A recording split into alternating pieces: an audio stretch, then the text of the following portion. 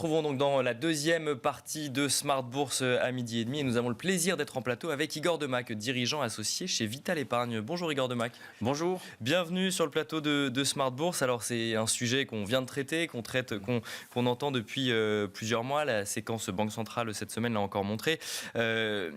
Là où les grandes banques centrales ont un objectif d'inflation de 2%, les événements récents, à savoir la pandémie, les goulots d'étranglement en sortir de pandémie, ou en tout cas une amélioration de la situation économique et sanitaire, et bien évidemment aujourd'hui le conflit en Ukraine, ont des effets inflationnistes forts. On est globalement sur une inflation qui dépasse les 5%, que ce soit aux États-Unis, en Europe ou en Angleterre. La question qu'on va se poser ensemble, c'est qu'est-ce qu'on fait? Comment est-ce qu'on protège son portefeuille? Je rappelle que même s'il y a eu une augmentation du taux du livret A, maintenant il est à 1%, que les fonds en euros atteignent 2%, il faut pas être... Enfin, le calcul mental est assez vite fait pour comprendre qu'on perd de l'argent avec un certain nombre de placements traditionnels.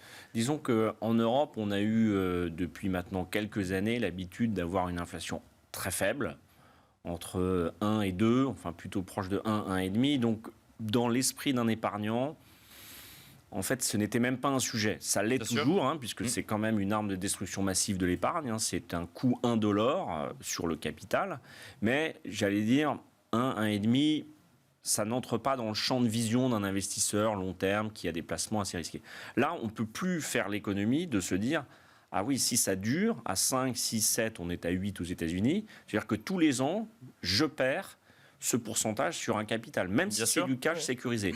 Alors, c'est là où, en fait, aujourd'hui, la grande question, c'est est-ce que ce régime va persister, parce que on a bien compris, il y a des chocs exogènes, endogènes, mais on est quand même sorti de 30 années de désinflation assez rapidement par deux chocs qui sont, certes, exceptionnels, mais qui se répètent. La pandémie, ce n'est pas une nouveauté, alors de cette ampleur-là, mais les grippes et les SARS sont depuis 20 ans dans les économies et dans l'humanité. Le conflit ukrainien, c'est pas la première fois qu'il y en a un. Des conflits, il y en a toujours eu. Des chocs pétroliers, il y en a eu en 67, il y en a eu en 73, 79, 90 avec l'invasion du Koweït. Là, la question, c'est de savoir comment on peut se protéger en termes d'épargne. Alors, il y a plein de mécanismes. Alors, je rappelle juste, si j'ai 100 euros à un instant T que je veux utiliser pour acheter, je ne sais pas, un stylo à 100 euros, que je le place sur un livret quelconque à 2% sur 10 ans, j'aurai 102 euros à la fin. Et si je suis sur une inflation à 5%, ce que je pouvais acheter 100 euros au moment où je l'ai placé coûte 105 euros. Donc en fait, je ne peux plus l'acheter, entre guillemets, j'ai perdu 3 euros. Oui, c'est simpliste, mais c'est le pouvoir d'achat qui diminue. Voilà, c'est-à-dire que si on utilise son épargne pour acheter des biens qui subissent l'inflation, on est au moins obligé d'avoir une épargne qui suive la trajectoire de l'inflation. Et c'est tout à fait vrai pour les revenus et les salaires, puisqu'il y a une trentaine d'années, les salaires étaient indexés, ce qui créait des effets de cavalcade de l'inflation. Bien sûr, oui. Dès que les prix augmentaient, les salaires augmentaient. Là, c'est plus le cas. Donc, c'est encore plus difficile. Et là, je parle pour le salarié qui n'a pas forcément beaucoup d'épargne. C'est que lui, il court après la hausse des prix. Mais alors, comment est-ce qu'on fait quand on est face à une inflation qui est supérieure à 5%? Parce qu'il y a quand même une règle qui est bien connue dans l'investissement financier, c'est que plus les rendements sont élevés, plus les risques sont élevés. Alors, qu'est-ce qu'on fait concrètement? On va vers on est dans une situation qui est particulière parce que les taux longs et les taux courts et la situation des taux n'incluent pas du tout cette prime d'inflation. C'est-à-dire que dans les années 80, il y avait beaucoup d'inflation, mais les taux d'intérêt étaient très élevés. Donc votre taux nominal, qui est composé d'une partie réelle et d'une anticipation d'inflation, prenait en compte le fait que les prix augmentaient. Aujourd'hui, vous n'avez pas de rendement, mais vous avez l'arme de destruction massive qui est toujours là, qui est là et qui vous mange votre capital. Et c'est là où, aujourd'hui, je pense qu'il y a une prise de conscience qui commence à naître chez l'épargnant en se disant quels moyens j'ai, quel actif j'ai, quel risque je dois prendre pour au moins protéger mon capital contre peut-être pas 5 ou 6, mais déjà 3, 4, c'est énorme. Capitaliser tous les ans, c'est gigantesque, sachant que le taux sans risque est à 0 plus. Et du coup, la réponse, c'est quoi? C'est les marchés actions qui pourraient permettre de limiter la perte de pouvoir d'achat face à l'inflation? C'est l'immobilier dans certaines villes? Alors, il faut chercher des mécanismes d'investissement qui sont naturellement, juridiquement indexés à l'inflation. Alors, d'accord. Vous avez dit les actifs immobiliers physiques. Quand vous êtes propriétaire, le loyer est indexé avec l'IRL, etc. Vous avez sur les marchés cotés les obligations indexées inflation, qui sont généralement des obligations souveraines, des OAT, OATI. Bien sûr. Ça, naturellement, on récupère dans son rendement. c'est pas forcément des placements accessibles à tout le monde. Alors, on en reparlera. Mais naturellement, l'actif, je dirais aujourd'hui, le plus profond et qui réplique le mieux l'inflation, c'est le marché action. Mais il y a une limite. C'est-à-dire que toutes les entreprises produisent des profits nominaux. C'est-à-dire qu'ils sont dans la sphère de prix. En revanche, s'il y a trop d'inflation, il y a beaucoup d'entreprises qui ne peuvent pas répercuter ces coûts. On voit bien sur les matières premières, etc. Quand c'est 1%, ça va. Donc on dit les marchés actions, c'est bien quand il y a l'inflation entre 2 et 4. D'accord. Parce que quand il y a l'inflation entre 2 et 4 et qu'il y a un peu de croissance, c'est absorbable. Le PIB se retranscrit dans les profits, donc dans la microéconomie, donc la macro passe à la micro, et les entreprises savent gérer. Là, on est sorti de ce niveau. Donc, qu'est-ce qu'il faut faire ?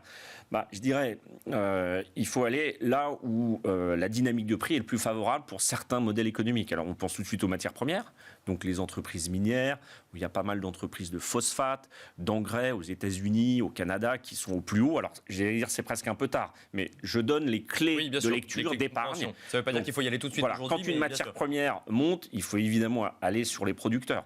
Ça a marché pour le pétrole, et puis avec la guerre en Ukraine, comme on a vu que beaucoup de pétroliers désinvestissaient de la Russie, il y a eu un contre-effet. Donc vous voyez, tout n'est pas mécanique.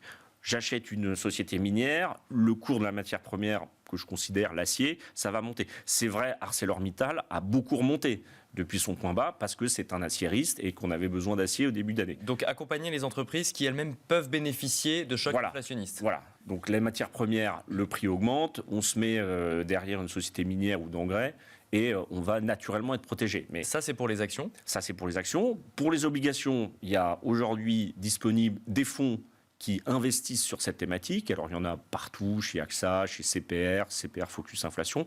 Donc là, c'est globalement un OPCVM obligataire qui rassemble des souches obligataires qui sont indexées. On peut aussi le faire via des ETF. Lyxor, BlackRock, ces gens-là ont donc des produits liquides journalièrement qui sont des produits à base obligataire. Donc on n'est plus dans la sphère action, bien sûr, on est dans la sphère obligataire. Et là, vous avez naturellement une couverture et ça avait déjà pas mal marché depuis quelques mois. Ça risque de continuer à marcher puisque mécaniquement, ces produits sont indexés. Donc en fait, il faut chasser l'inflation, quoi. Il faut aller chercher l'inflation. Oui, il faut aller la chercher. C'est pas évident. Les actifs immobiliers, les sociétés foncières doivent en bénéficier puisque les loyers sont indexés. Mais il y a une limite. Vous savez, l'inflation, c'est l'image du tube de Don Stiefrys, ce fameux banquier central allemand. Quand il sort du tube, l'inflation, et c'est la maîtrise de cette inflation. Parce qu'une inflation galopante, c'est mauvais pour tout le monde. C'est-à-dire que ça voudra dire forcément un scénario récessif. Et là, je reboucle avec la question de la récession. C'est que même si on n'est pas en récession et qu'il y a toujours 2% de croissance, puisqu'on est en train de réviser, notamment à cause de la crise des matières premières, mais aussi à cause de l'impact des sanctions, bien sûr, qui ont, par exemple, beaucoup affecté le secteur bancaire, on va avoir une Europe qui va croître à 2. On passe de 4 à 2, je schématise. Mais on avait un acquis de croissance de sortie de crise pandémique de 2. Donc, en fait, en théorie, on est déjà au bord d'une situation qui est en pratique récessive. Et d'ailleurs, vous allez le voir dans les indicateurs de confiance, dans les indicateurs de prise de commande, comme c'est des indicateurs retardés, ça va le premier semestre. On va voir. Et alors, il nous reste une vingtaine de secondes. Quand on est dans un choc inflationniste, on chasse l'inflation. Quand on se retrouve en récession, qu'est-ce qu'on fait ? Alors, c'est le mauvais. Non, c'est le mauvais scénario. Ça, c'est pour ça que les banquiers centraux sont très attentifs. C'est qu'il ne faut pas que l'inflation et les conséquences de ce conflit se traduisent en récession, parce que là, pour un investisseur, il y a la pierre, il y a le cash, et j'allais dire, il n'y a pas grand-chose d'autre. Peut-être l'or, mais on est dans une situation assez difficile. On n'y est pas encore, mais merci beaucoup Igor Demac. Je rappelle que vous êtes dirigeant associé chez Vital Épargne. Merci à vous également de nous avoir suivis. Je vous donne rendez-vous ce soir à 17h pour la grande édition de Smart Bourse.